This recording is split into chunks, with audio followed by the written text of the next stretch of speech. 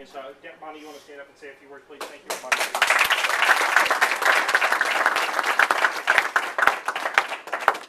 Thanks. Is this just the thanks part, or is this No, the you're old. part? This is you. This awesome. is Bonnie Chambers' world. Awesome. Good. Today, I just wanted to talk about probably one of the most misunderstood agreements in real estate. Got 50 copies, so you may have to share if we don't have quite enough. All right. It's the beloved contingency. Dan, where are you? What's for you? All right. Okay, everyone get a copy and raise your hand when you got one. This way. Are we sure? We doing good? Okay. All right, the contingency agreement. When do we use a contingency agreement? We use it when there's another house to sell. And why do we put it in place when there's another house to sell? So our clients don't get stuck buying something when they can't do it. So it's real important to have that contingency agreement. Thank you for those lovely words, Mark. Appreciate that. It's real important to have that agreement in place so your client doesn't have to buy it.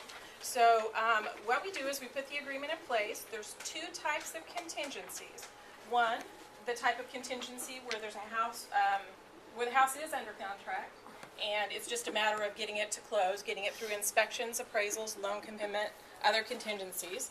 So when you have that, you fill it out and let the other agent know where you're at. The further, the better usually.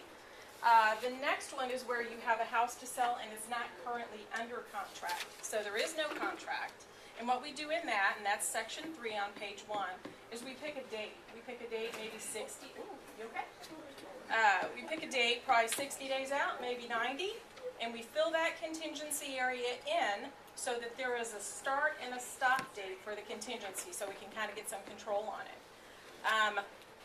What happens when we don't sell the house or if there's another contract that comes up? You can kick out one type of a contingency, but you can't kick out the other. The type that you can't kick out is where the house is currently already under contract. So if you accept this as a seller's agent, house is already under contract, you have to see that through.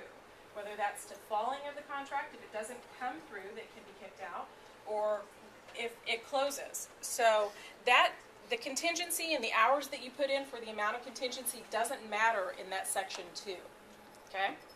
Section 3, it's where the property is not currently under contract. That's where your time frames come in. 24 hours to kick out, 48, 72, whatever you put in, agree to, is fine. But that's where you can actually be kicked out if another buyer comes along. So that's important to tell your clients when you have a contingency agreement, is that, you know, you don't have anything to worry about as long as your sale goes through, you're good to go, or you can be kicked out if another one comes up. Everybody understand the premise of contingencies, how they work?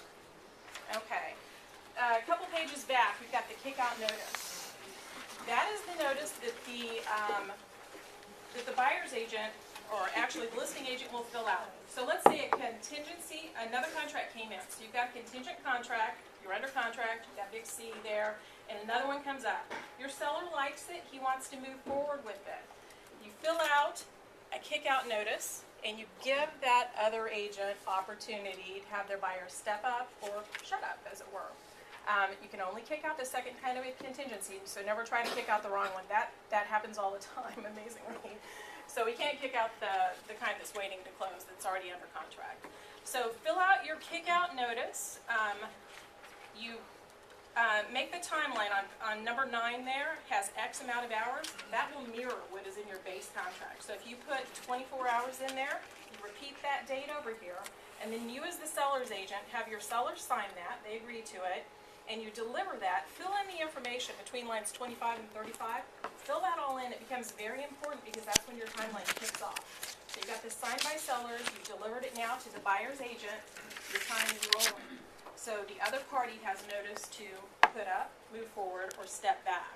So that's the kick-out notice that you use when you get one of those, or that you receive if you're on that side. Last 2 pages, the kick-out notice response. That is what is in response to the one that we just did. So you got a kick-out notice, you had to do something with it, then you have to say, here's what I'm doing with it. So what you can do with those guys is you can waive the contingency by doing A and B or A and C. which is kind of, I don't know, it's hard to remember sometimes, but when you look at that, you have to satisfy 2 of those to be able to do it, or you have to show that you can prove that you can finance the transaction, or you can pay cash to move forward, meaning to stay in contract. Does that make sense? Okay, so this is the waiver of contingency. The last page of that is cancellation of the contract. What we find sometimes is that buyers are not able, without selling their house, to be able to move forward on a transaction, or the other side is unwilling to take any earnest deposit to let them get there, that type of thing. So that's where, if you really can't move forward and the other party wants to move forward without you, you have to step back. So you as the buyer's agent, fill that in, cancellation of the contract, sorry, we can't do it, and then that first, the person in first position can go ahead, take your contract out, put it back to active, and accept the other one. Contingencies are really confusing.